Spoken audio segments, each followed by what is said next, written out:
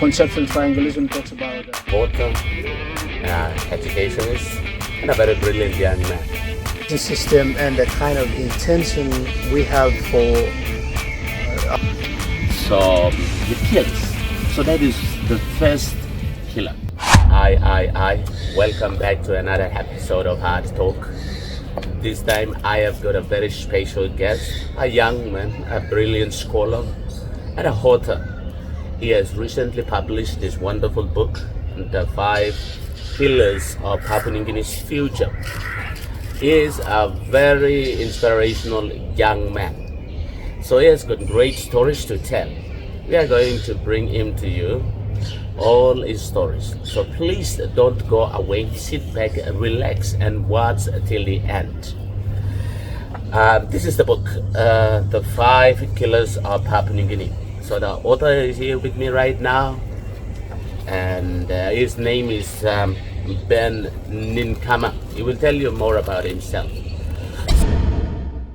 So Ben, thank you so much for coming on the show. Please, could you kindly tell us a little bit about yourself, your background, so that the audience can know. all right. You may speak up a little bit. Okay, thank you very much. My name is Ben Ninkama. I am from Gumini district in the southern part of Sima province, and I am a graduate teacher trained to teach at the primary school. Thank you. Wow. So Ben Ninkama is from Gumini in Sima province. He is a teacher by profession. Okay. How long have you been teaching? I graduated in 2012 and I started teaching in 2013 till 2016 before I joined Teachers College. So the last 4 years I taught in the primary school, Okay. and the other 3 years I taught in the Teachers College. So it's a total of 7 years of my 7. teaching experience. Wow. And this young man has given 7 of his best years to building this nation, the human resources of this nation. So he truly deserves to be celebrated. There are a lot of teachers out there. So they are doing a tremendous work. So thank you so much for your best 7 years you have given to this nation. Okay. So during those for the 7 years, for the first 4 years you taught in a primary school, and then you decided to join a teachers college. So you are now a lecturer at a teachers college, is that right? Yeah, I was a lecturer before Okay. for 3 years, and then I decided to go for further studies, and I have recently completed my doctoral program Oh, at the University of Baroka. okay. So you taught at a college. Which college is that? That was Melanesia Nazarene Teachers College. Okay, Melanesian Nazarene Teachers College. I think is that in Juaka province? Yeah, that's in Jiwaka province. Okay. Ben taught in a primary school for 4 years, and then he taught in a college for another 3 or so years, and then he decided to take up further studies. So he has just completed his PhD, awaiting certificate and graduation. That's right. Okay. So you completed your PhD from Goroga Teachers School, University of Goroga. That's right.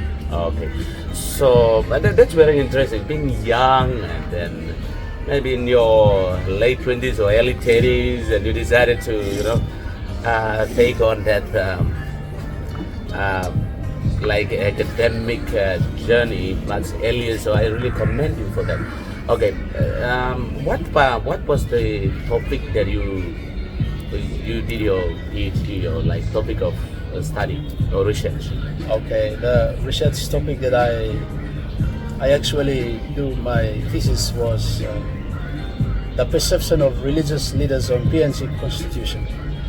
Wow, what an interesting topic. The perception of PNG leaders, Religious leaders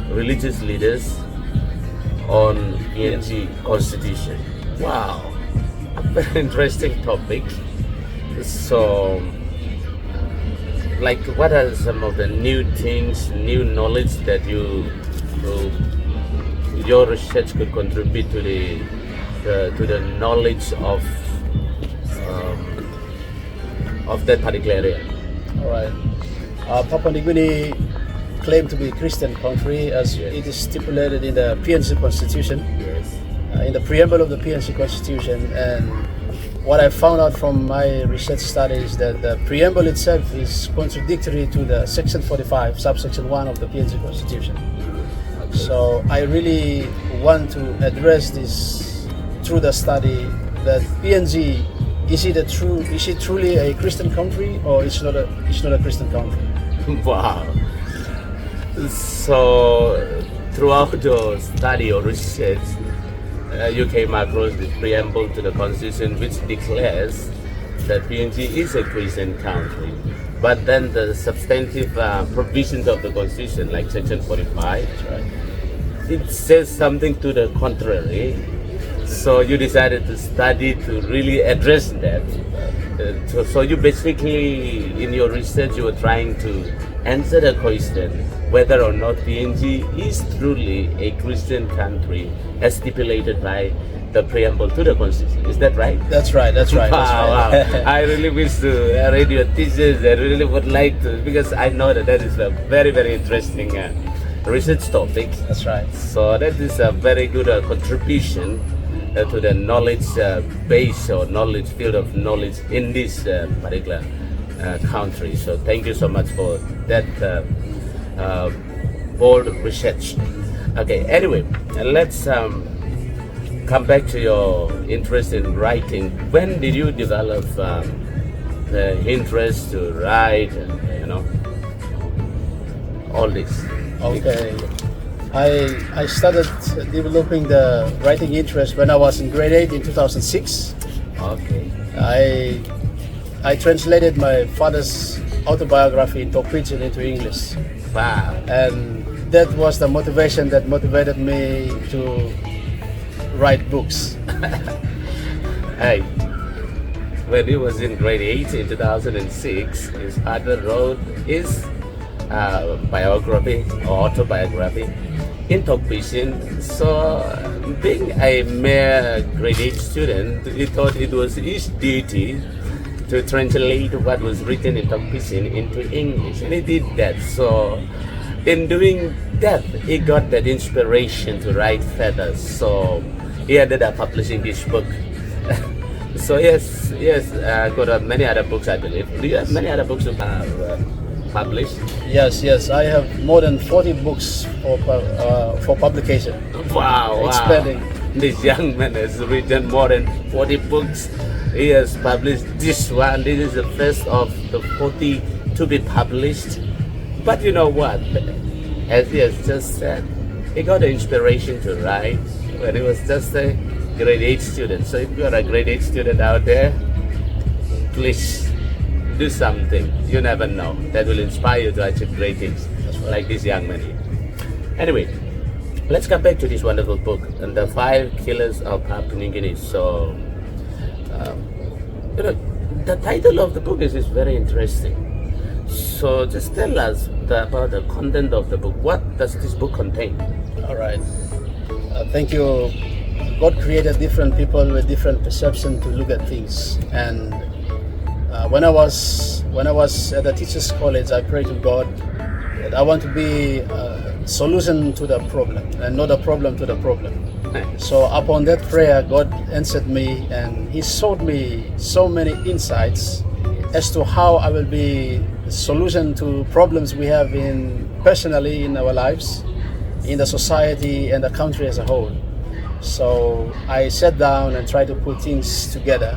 I realized that we have so many things that are affecting the country, but I classify all these things, and I saw that there are 5 central themes that are affecting Papua New Guinea currently, and these 5 themes are captured in the 5 chapters of this book, and I call it the 5 Killers of PNG's Future.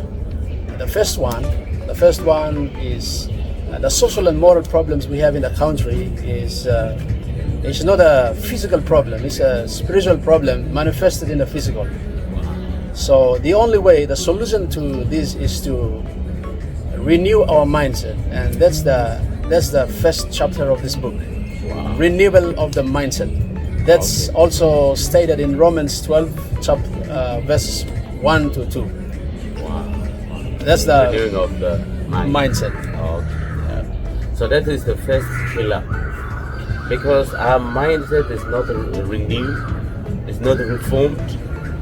So we have a wrong perception, we have a wrong mindset. So the result is law and order problems, social problems. So the first killer of the 5 killers, the first killer is the Mindset.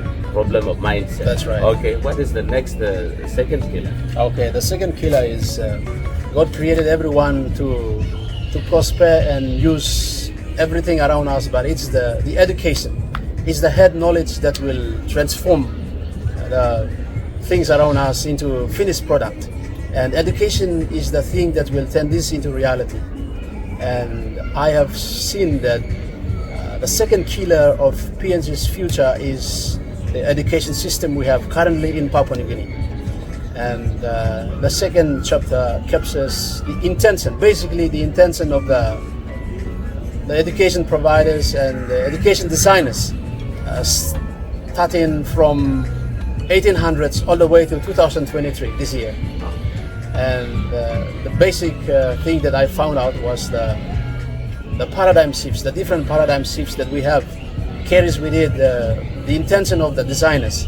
So we can either forward a country or reverse a country by manipulating education system. So the second killer is the education system we have currently in Papua New Guinea. Okay.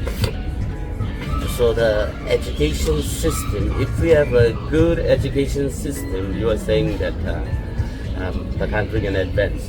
But if our education system is not good, it's not designed to advance this nation, we can kill the future of this country. So your second killer of PNG is the education system, is that right? That is right. And one more thing about Yes. education system that I talked about. Papua New Guinea is the only unique country in the world that has unique abilities. And I also discovered that and captured this one in one of the sections in the second chapter. Okay. And our abilities to grasp information and learn things are different from the white people. But our education system is designed in such a way that suppress us. And that's the thing that is holding us back. Okay, so you are, in other words, saying that Papua New Guinea education system has a urgent need for a reformation, total transformation. So if we were to advance, we have to reform our education system. Is that what you are saying? Yes, I have seen the need, and our education system is actually designed by foreigners who do not understand our culture, our system, way of life. But upon seeing all these problems, I designed a new education system, and I trialed that in Chibu province and Jiwaka. Wow. Yeah. Okay. So, okay. That is very interesting. So you have actually these ideas that you have captured in this book, the second killer, that's education system. So those revolutionary ideas, you have already trialed them back in your province and in Juaka province, is that right? That's right. So like, what exactly are you doing back home? Oh, all right. I designed the system myself, so I know exactly what to write about. I wrote our own syllabus. I wrote our own textbooks. I also engaged myself into doing so many things to help this program running without any assistance from anyone else. Wow. Even the government. I started from the scrap, zero toya in the account. Wow, young people out there, he is young. He's already a PhD candidate and he has just submitted his thesis. He has written 40 books, published one, others are to be published. He is now calling for transformation in the education sector because the education system that we have today, the foundation was set by foreigners who have little understanding of our way of learning, culture, and all this. So now being young, being brilliant, is now doing something to transform. He's not just speaking and waiting. He has already trialed all these brilliant ideas back home. He is developing his own curriculum to help the young ones and to educate the young ones.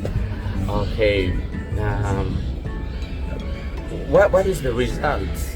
You have the result. You have like seeing these young ones who are going through that curriculum that you have developed. The result is tremendous. Right now, we have seen that education system is very expensive for working class people and our people back at the village. And the quality education is given to those who have money. But I want to bring the quality education back to the village so that the village kids will access the similar type of education that is accessed by those students and people in the cities. So the result is very tremendous. People thought that the village kids could not be able to grasp information and they cannot be able to speak English, but after going through my curriculum, the students are able to, completely village kids are able to speak English and they can comprehend things. Wow. That is really interesting. I think we need to talk more about that maybe another time. That's right. But for now, I would like you to talk about the third killer. That is the second killer is education. So what is the third killer of Papua New Guinea speech? All right, the third killer is the lifestyle disease. To the Westerners, they believe that lifestyle disease is talking about the food consumption, nutritional values of food, and the physicality of human being. But in Papua New Guinean context, I use a concept to explain the lifestyle disease, and the concept is what I call conceptual triangulism. There are three things that are affecting us and is killing us, and the first one is the Western views, Western scientific views, and that's to do with the food consumption and the diseases of the body. And the second portion of the conceptual triangulism is the religious view, and it's basically to do with Romans 6:23. For the wages of sin is death. We believe as a Christian nation that if we do sin or we commit sin, we die. That's one of the views. And the last view is the traditional cultural view. We believe in witchcraft, we believe in magic. So this is one of the contributing factors to the lifestyle disease. That's the third killer. Wow, third killer. That is Western scientific view and then traditional view, like witchcraft and all these things. And what's the other view? That's the religious. Religious view. So wow, so that is the third killer. If we don't understand all these things, or if we don't apply them, or if we don't really, they can have some bad on our life, and like it can result in death. Like for instance, if we continue to sin, commit sin, and the result is death. Or if you don't take your food and what probably according to scientific view, it can also result in lifestyle diseases and death. So, wow, these are very important areas that this young author has addressed. So, what is the fourth killer? All right, the fourth killer is financial slavery. Everyone who is born into this world will somehow be successful, and they will have money, they will be engaged into job satisfaction, and one thing that will give them the utmost satisfaction is the money. So right now I see that so many working class people are going into what we call dina. Dina is the financial slavery that is killing so many working class people as well as people in the village. So the fourth killer is the financial slavery. Wow, that is a true killer. I truly agree with you. Mm-hmm. And you know what? There are people, the level of death, especially amongst public servants and others, is very, very high. In this culture, what I realize is that people are addicted to debt, borrowing, and all this. So this is a real killer. That's right. It's a real killer. So thank you so much for being frank about that in your writing. I think that is one of the major killers of this nation. And I don't know, last time somebody just said there are people who are literally going back home with zero pay. So where is the pay going? Zero pay. Let alone 100 in a big city like Port Moresby. How can you live in a big city like Port Moresby with 100 kina per fortnight? Because you are mortgaging, you are giving out all the money. And then you know what? These people not sellers are controlling managers' lives and these so-called departmental heads and others, because people are borrowing from this financial institution. That's right. And then even to the extreme of borrowing from people not sellers. So they come and front up at the office by the counter and they start to demand. So I totally agree with you. This is indeed a serious killer of PNG's future. That's right. And in the conclusion part of the chapter, Yes. I identify the causes. Okay. I identify the causes, and then I also identify the solution Wow. by making reference back to the Bible. Yeah. Wow. Wow. And guys, you need to buy this book, The 5 Killers of Papua New Guinea. He has explained all these killers. So we have the last killer you will explain. So what is the fifth and the last killer? Okay, the fifth and the last killer is we are created to be. We have the triad faculty. We have the body, soul, and the spirit. And the spiritual aspect of humanity is what that is of most the bigger concern. The 5 killer, the last killer is the secret theft of Satan. Okay. Satan is in spirit and he cannot be able to come to the physical to make destruction.